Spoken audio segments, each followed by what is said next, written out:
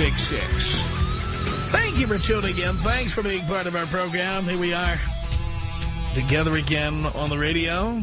Appreciate you being with us. For those of you who don't know, we put up a MySpace page as an experiment just to see what would happen. And let me give you an update on what has been happening. I'll tell you what's been happening here. Look at this. First of all, I just can't believe how many people have viewed this page. It's up over 6,700 views in 2 days, which is bizarre. We have over 1,000 quote-unquote friends, all my close personal friends. That's right. And we've added a few things. We added some videos in there just to see what'll happen. So if you've seen it before, you can go look at it again. You just go to myspace.com/Tom Leykis or go to blowmeuptom.com, and you will see the link right there. And we are getting tons of comments, tons of responses. It's looting. People from other countries. Get somebody from Sweden in there. It's pretty outrageous stuff. But there it is. It's myspace.com/Tom Leykis. Done. That's all I'm going to say. Many of you are still finding it for the first time. That's fine. And if I think it's overly stupid, I'll shut the damn thing down. So far, it hasn't been overly stupid. You know, we had years ago, back when this stuff was still fresh, we had a chat room. And it was fun in the beginning, and then it became a total disaster as all the haters and the flamers came in. So MySpace has a few safeguards. Let's see just how many. Let's see if the safeguards work. But there it is, and Dean, of course, is obsessed. Dean is adding your comments every 3 seconds. He's adding friends all the time. So I'm just waiting to see the first listener who hooks up with another listener using MySpace. And by the way, anybody out there who manages to snare somebody's wife or girlfriend through our MySpace page, I'd like to get the first report on that as well. Because as I've told you, if your girlfriend or your wife has a MySpace page, she's up to no good. She is up to no good. There is no doubt about this. I had another conversation with someone today. Same thing. Same thing. This was a guy. He had a MySpace page. He had a MySpace page before they met. She sees it and says, "Why do you have a MySpace page?" She said, "I don't date people with a MySpace page." He said, "Oh, I don't. I don't add anybody anymore. I don't look at it anymore." Then later she sees he's added a couple of chicks as friends. I mean, come on. When somebody has a MySpace page, they're there for one reason, to hook up. See, at least if you've seen my MySpace page, I've been honest.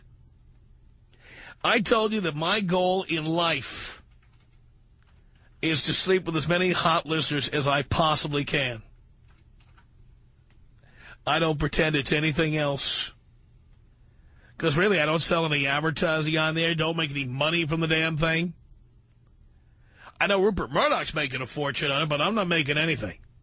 So honestly, the whole purpose of it is to see, just how many times I can get laid. And so far, the prospects look pretty good. I'll tell you right now. It is amazing.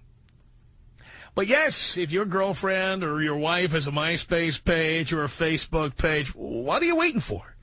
Do you have to see all the evidence of what is going to happen or what has already happened? It's time to go. It's time to go. Yes, MySpace, a place for friends.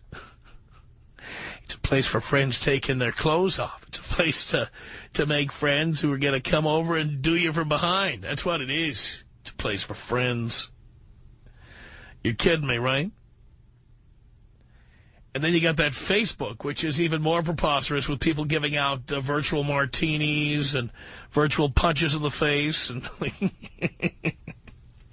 But okay, we're playing the game now. We're in the game. And we're going to see how many of you are just looking to make friends and how many of you hook up. And I'm willing to bet many of you will simply hook up with other listeners. I can pretty much guarantee that's what's going to happen. So we'll see what reports come in from the front. But me, I'm just watching this with a sense of bemusement here. Dean is like, you know, he's amped like he's been drinking those energy drinks from Aaron. He's like freaking. Running up and down the hallway, he is excited. Dean says there's a lot of love for me coming in there. Well, that's just the first couple of days. The haters usually take about a week or two on these things to surface. And then when they do, they never stop. I mean, they are just a nonstop barrage of hate. The flamers, the angry ones. Oh, you had an angry bitch in there from Washington. Is that Washington State? Oh. Yeah. Keep in mind, by the way, when you try to post a comment, one of the great things about this is that we can delete any comments we don't like. So if they're overly nasty or illiterate or something, unless they're funny, nasty, like nasty in such an illiterate, ridiculous way that I couldn't resist putting them up, we just don't put them up. And, yes, you're right, Dean. If you're trying to sell things, if you've got a MySpace page that you want to link to our page where you're selling services, there was a photographer trying to sell the services on there. There was people trying to sell products of various kinds. No. No, because if I'm not making any money from this, neither are you. Make this real simple. So, okay, let's see. What else can I tell you today? Because there's so much going on. So many things happening. Spent some time with my therapist today. As you know, I've been in therapy now for 7 years. 7 years. Yeah, I've been, holy cow. Wait a minute. It's 7 years. It's almost 8 years. Now, I've taken breaks. Everybody who's in therapy takes a break now and then. But, you know, I at one time went 3 times a week, then 2 times a week, then once a week. Then for a while I was going once a month. For a while I didn't go at all. Now I go once a week. And I'll probably drop it down for the summer, because in the summer I'll be spending a lot of time at the Northern Compound. But, you know, one of the great things, and, you know, you guys hear me all the time on the radio talking about how happy I am and how satisfied I am and how content I am. You know, it's making therapy really difficult because I go in every week. My therapist will be the first one to tell you. I come in and say, I got nothing to complain about. I got no problems. I got no neuroses. I got no fears. No anxiety. Nothing to talk about. So it ends up being kind of an over-the-back fence conversation about, you know, just stuff that happened this week. But there really isn't anything negative. The guys here all get worried about it because, you know, they think if I don't have that angry edge, I can't do the show. I can't function. But it doesn't matter what's going on in my life. It doesn't matter what's going on outside of here. I managed to rev it up when I get in here. And you are right, Dean. You have seen me recently laying down the law on the telephone with more than one person. Yes, I have had to lay down the law with certain chicks out there. I've had to pretty much let them know what goes, what doesn't go, what I'll tolerate, what I won't tolerate. Dean has seen that. Dean saw me with that one chick who, you know, was constantly calling me and trying to hook up with me and then flaking, and I just pretty much kicked her ass. In fact, I'm going to tell you a story now that she's left town, so I can tell you this story. This is true. I had a chick, and Gary met her, so he knows I'm not making this up. I had a chick who was constantly, and Dean and Gary would see me on the phone with her all the time. She would call me, and she'd say, what are you doing? What are you doing later? What are you doing? And I would, like, set it up to go see her, or for her to come see me. And so I would get out of the studio when I was done with work, and I would call. I'd go right to voicemail. And this was happening over and over and over. And I don't know what the game was. I don't know what she had in mind. But after a while, I would just go, all right, sure, I'll see you later. I knew she wasn't going to be there. I wouldn't even call her. Then, of course, you know what she would say. She would say the next day, I thought you were going to call me last night. Like this was just a goddamn game she was playing. Now, you may say, why did you tolerate that? Oh, well, I got back at her. She told me one Friday night that she wanted to see me, and I said, well, you can't because I'm on my way to Las Vegas, which I was. Gary and I would go to Las Vegas to do a little thing at the Palms Hotel. We were spending the weekend. We were playing a little blackjack at the Playboy Club over there at the Palms Hotel. We were eating some high-class Italian food and stuff. Even Dean was there. They even let Dean in. These high-class Italian places, they serve Italian food, but they don't always serve Italians. I'll tell you that right now. Well, he had to use the service entrance, but he did get in.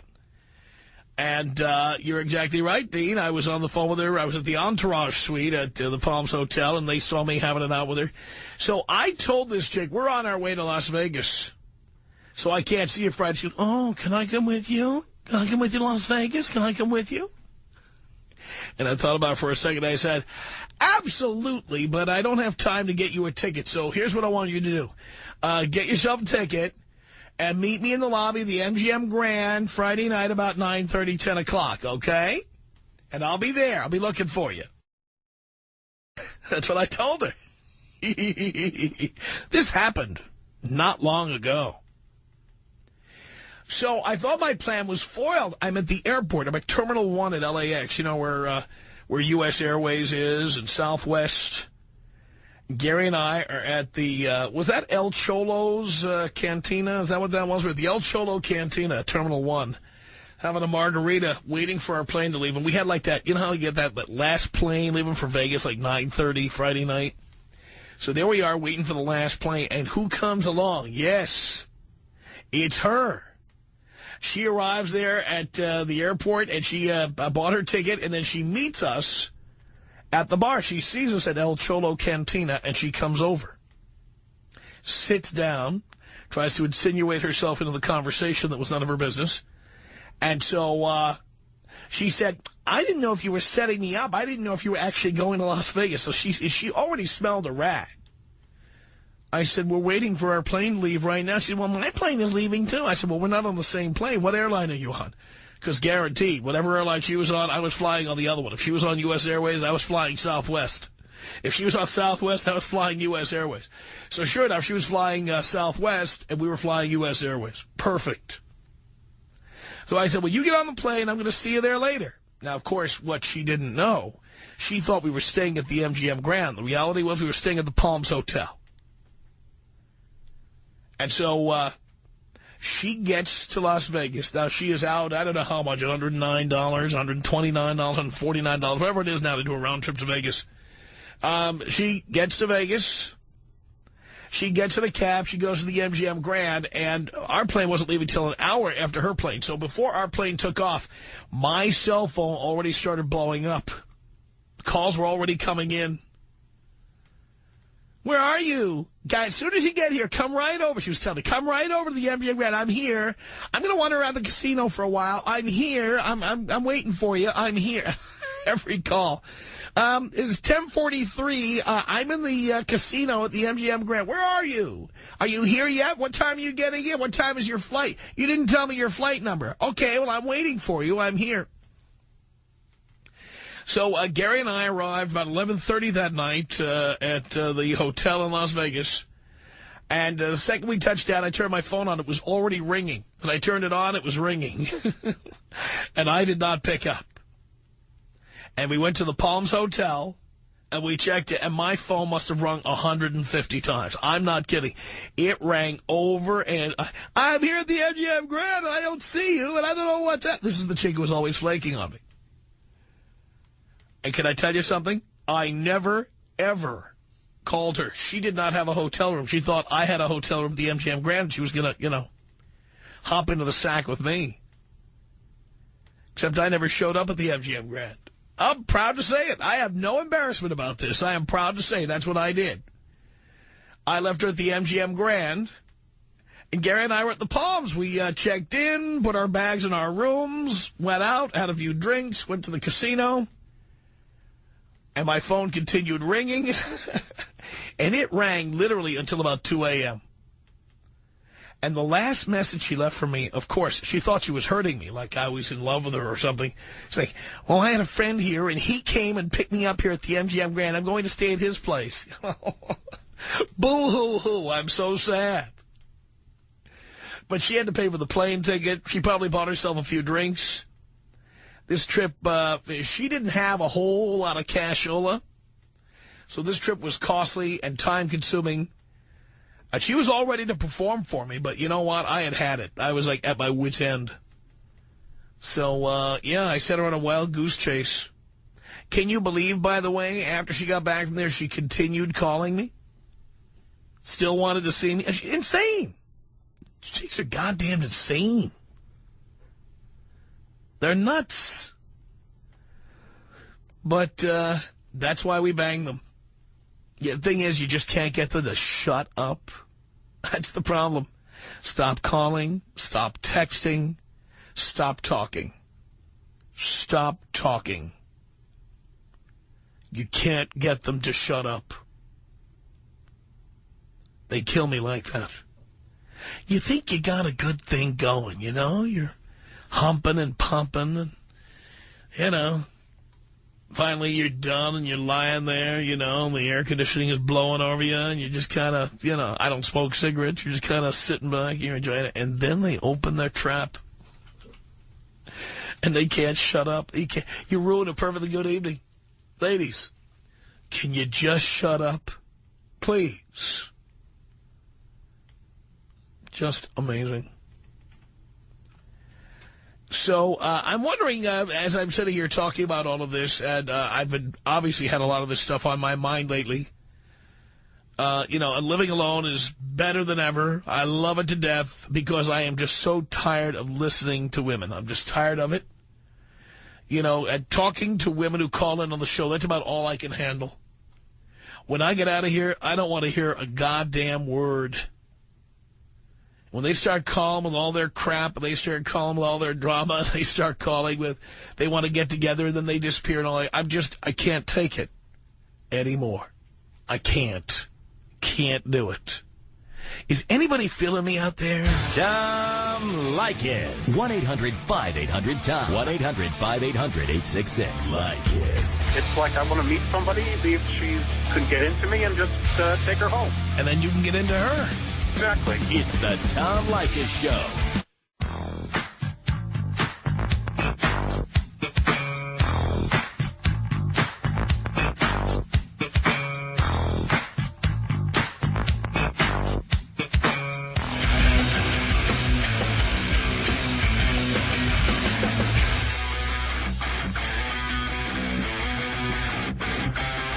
It's the Tom Leykis Show. 1-800-5800-TOM is our telephone number. Thank you for tuning in. Thank you for being a part of the program. We appreciate it. And we go to your calls here. Maria on the Tom Leykis Show. Hello. Hi there, Tom. How are you today? Great. Good. Well, I just wanted to say that I love listening to your show. I think you and all your Tom Leykis wannabes are absolutely hilarious. You guys are all a bunch of crybabies. I'm sorry to say, but the truth is for you and all your believers is that gone are the days that a woman puts up with a lazy man. I myself, I'm a beautiful, strong woman, and I've had plenty of men who have loved me, but the fact is I work hard and I make my own money. So women like me, we're not going to put up with a man who doesn't do his fair share. Oh, of course you're not. I know that's true because women are lazy, and they have been lazy for generations, staying home, spending a man's money. Now, of course, that women are making their own money. Suddenly they're seeing what we men have known for decades. Which is when one person makes the money and the other person sits on their ass, it's not very satisfying. What? But now, you know, we are in the workplace and we are making the money that I think that's fantastic. Competing with. I'm all in favor.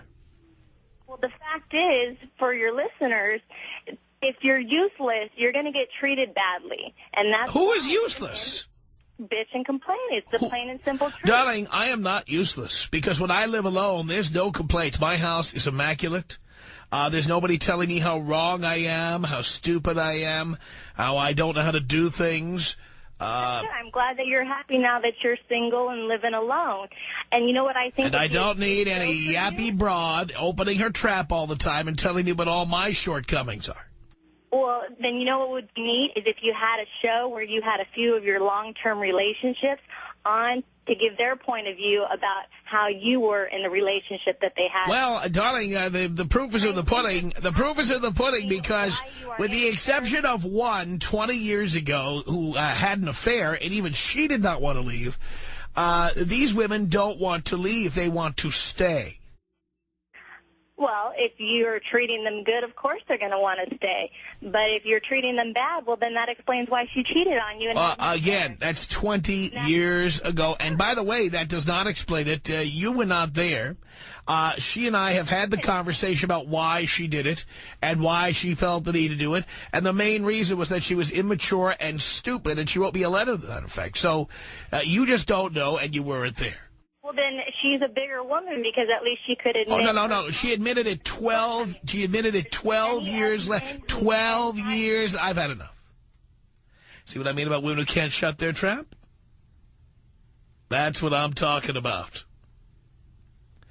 1-800-5800-TOM. That's our telephone number. Mike on the Tom Leykis Show. Hello. Mike. Are you there?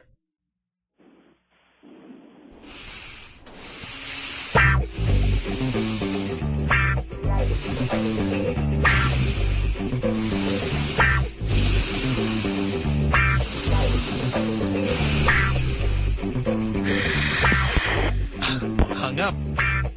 There he goes. 1-800-5800-TOM. That's our telephone number. This is Nathaniel on the Tom Leykis Show. Hello. Tom, how are you? Doing great. I'm a very long-time listener, first-time caller, Tom. Cool. Cool, yeah, no, I totally understand what you're saying about women just wanting to keep down. I just moved to a college town, and I'm inundated with 19 and 20-year-olds that just seem like they're trying to convince me that they have interesting things to say and that they're fascinating people. And I'm like, you don't know your ass from the hole in the ground, you know what I mean? Yeah, I think there's a lot of that going around. It's just making me insane. It's like, I just living alone, same thing, Tom, living alone, going to school, working my way through school, and I just have nothing fascinating to say. I just moved into this new place. I already have girls inviting themselves over to my apartment. Like, wait, what? Are you kidding me? I just don't know what to do. It's you mean to live there?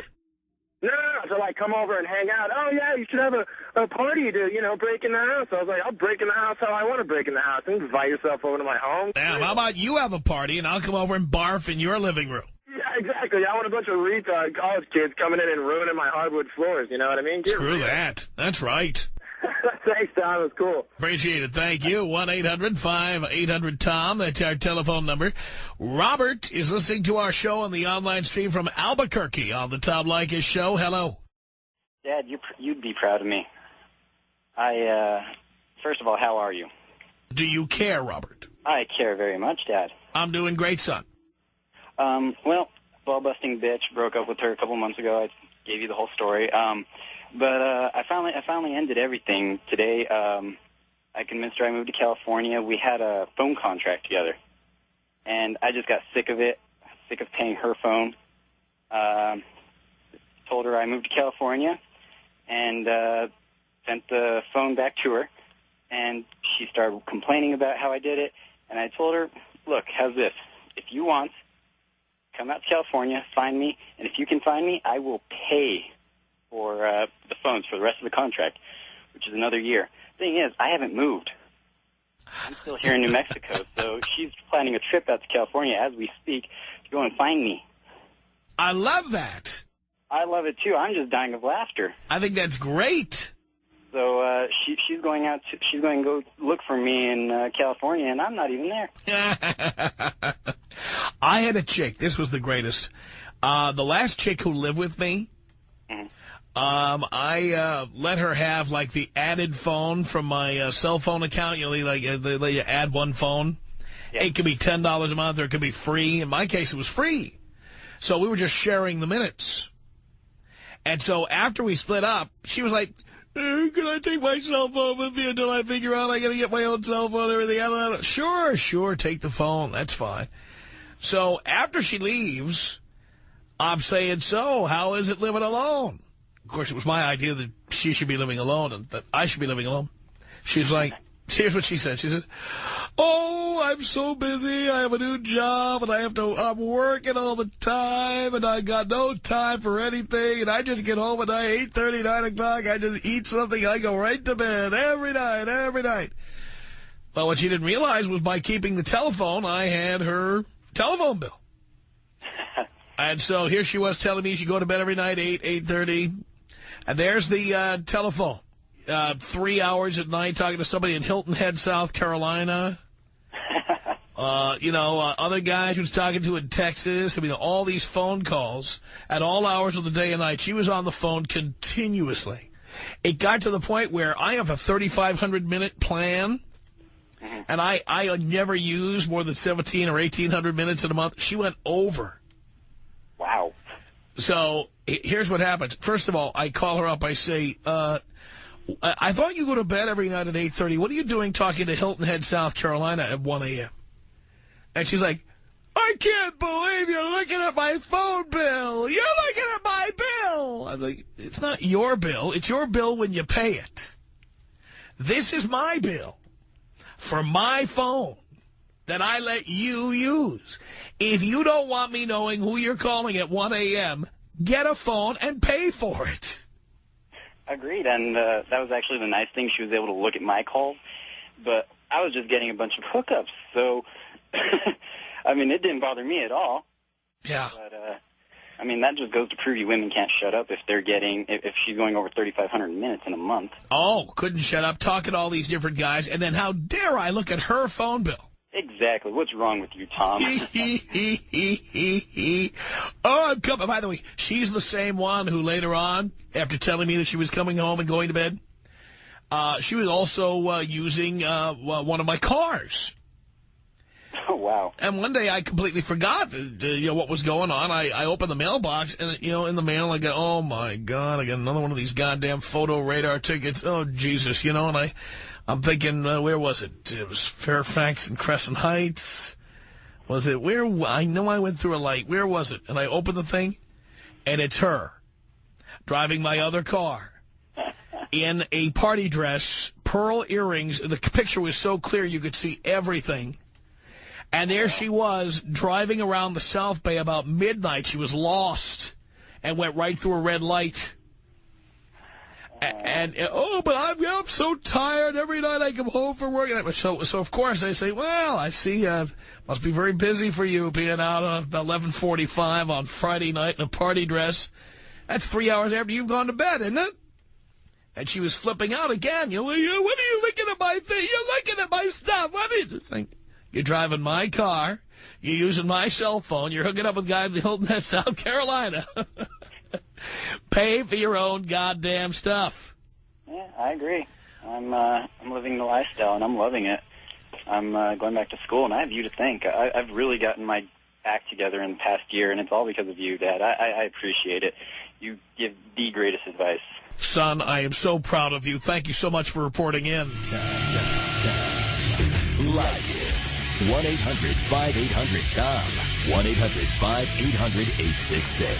I actually got called out on being a listener of yours the other night. Love it. I was at a bar, and this girl comes up to me, start talking to her. She goes, "Don't you want to buy me a drink?" I go, "Sweetie, I never buy a girl a drink until I bang her." She goes, "You're a Tom Leykis listener, aren't you?" I go, "Yes, sir." It's the Tom Leykis Show.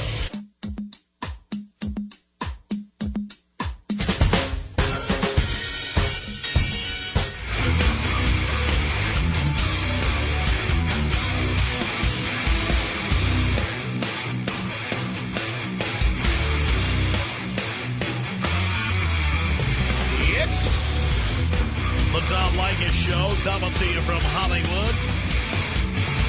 1-800-5800-TOM. That's our telephone number. Thank you for tuning in. Thanks for being part of our program. We appreciate it. And we continue.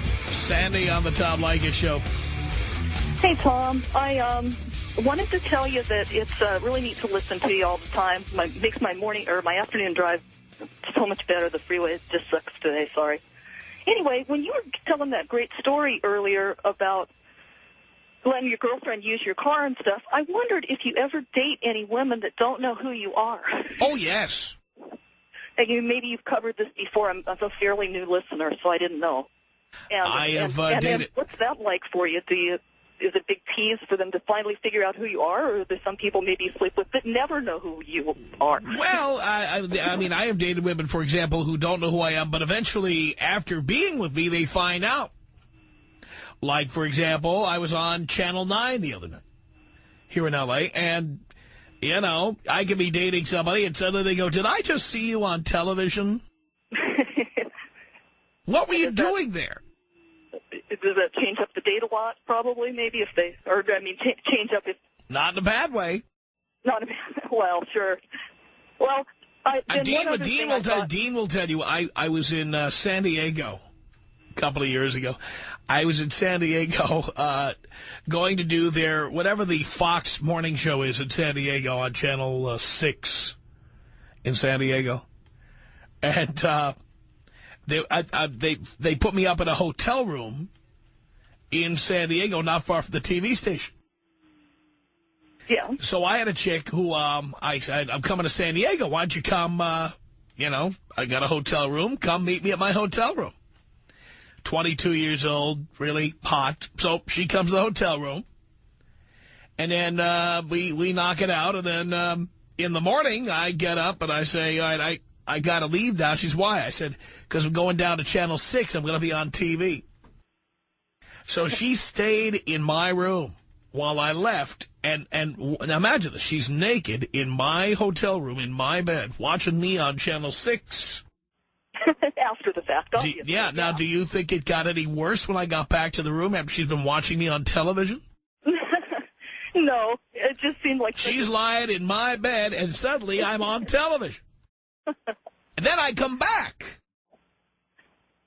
Well, she was all over me like white on rice, I want to tell you. Yeah. Because I've just been on TV.